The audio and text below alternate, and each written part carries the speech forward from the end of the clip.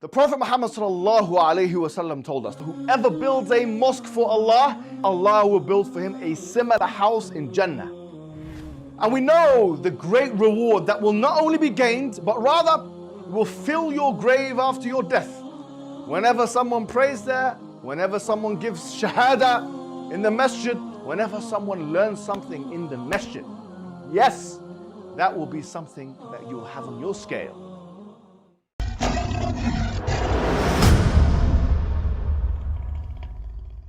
Assalamu alaikum wa rahmatullahi wa barakatuh. How are you guys doing? I recently watched a video with Piers Morgan, Abby Martin, and one uncivilized, uneducated, ill-bred, uncouth, whose only qualification seems to be his association with, or his being the son of, the co-founder of the very organization he despises the most, Hamas. And that is a pathetic irony. But what is even more pathetic is what we're about to witness. Let's take a look at him try and articulate himself in the English language. Listen, it's Israel's responsibility to know the death of their own citizens. This is their responsibility. I think your question was absurd. This is why you put him on the spot. He was not prepared for it. I didn't put him on the spot. But this is not going to change the reality on the ground. The reality on the ground, Hamas must go.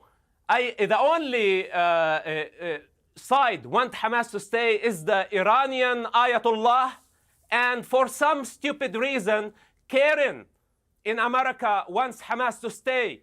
But the Arab world, let me tell you something, Jordan, Egypt, Saudi Arabia, the majority of the Arab world, we are Arabs. I am Arab. We are not Palestinians. We don't want Hamas. We don't want Islam. We want Islamists out of power. Okay. It's as simple as that. All right. So you can see with this man's articulation that English language is not his strong suit. Neither is logic, neither is presenting facts. Because everything he said can be dismissed. Because that which can be presented without evidence can be rejected without evidence. And he's made a series of points which are assertions requiring statistical evidence. Of course, he's not a man of evidence or a man of education. As I've mentioned, he's an ill-bred uncouth without a qualification to his name. But to the rescue comes Abby Martin. Let's take a look at how she responds to the questions of Piers Morgan. Because Israel's been committing ethnic cleansing and genocidal policies against the Palestinians for 70 But Hamas plus literally years. has and a as charter. I reiterated Yeah, but Abby, before, hang on. Hamas literally But hold has on, a here's- stated charter of the elimination of Israel. That is the purest personification of a publicly stated policy of genocide that's not I can true, imagine. That's not true. Their revised charter says that they actually recognize the existence of the Israeli state among 1967 borders. That's the revised charter, and they actually make a political differentiation between Zionism and Judaism. So That's when the their actual official charter from spokesman, us. so So when you keep Hamas pointing is- to us, you keep so hang pointing on. to a random spokesperson. Yeah. Yeah, but he's not random. He's the official spokesman for Hamas. And he said literally 2 weeks after October the 7th, we are going to do this again and again and again. That is an existential genocidal threat to the existence of everyone in Israel. Clearly. Said publicly on camera. He's brazen about it. Look, I think that when you're comparing one guy and his statement to literally the official dozens spokesman, of Abby. genocidal statements. Okay, but look at the official spokespeople of Israel, Piers, and look at the I just had actual one genocide on. they're committing. You cannot compare the two. It's a complete false equivalency. One guy is saying one thing, the other dozens of Israeli ministers and cabinet officials and public media personas on TV are saying one thing and actually doing it on the You ground. would allow We're Hamas to actually stay in power? Now that was a very elegant and exceptional and impressive performance by a woman who's been put under pressure, yes, by Piers Morgan to a lesser extent, but more so by this uncouth, this uncivilized uncouth.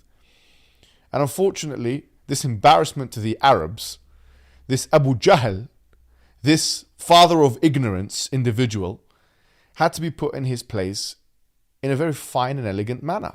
You see, the difference between the two presentations was, aside from the English language proficiency, on the side of the latter presentation compared to the former presentation, is that Abby Martin actually cites evidence. And that's what made Piers Morgan dumbfounded. And this is what he does. I mean, when he's caught out on a point, he just stays there in silence And he just kind of looks a little bit embarrassed, as he did when he was scrambling for words in the historic discussion with myself. But that's something else.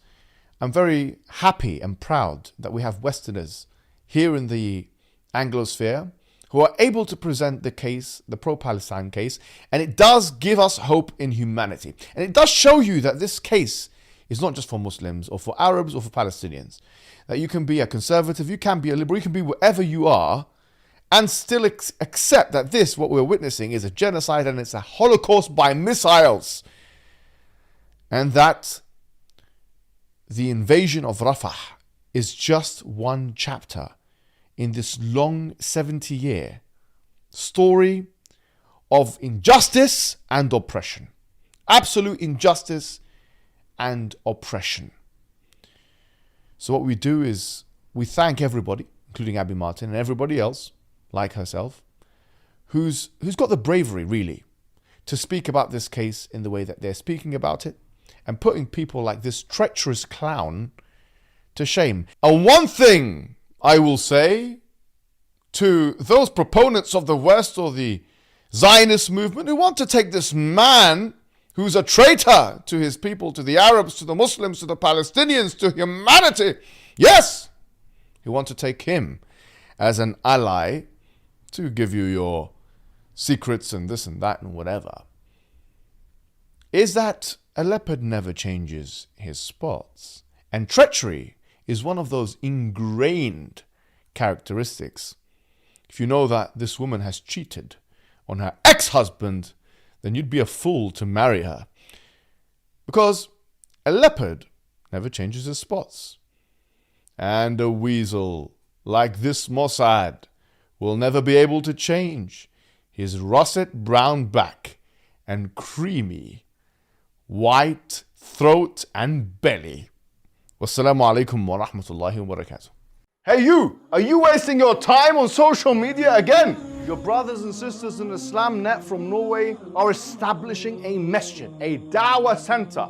Establishing a masjid to convey the message of Islam is one of the best deeds a Muslim can do.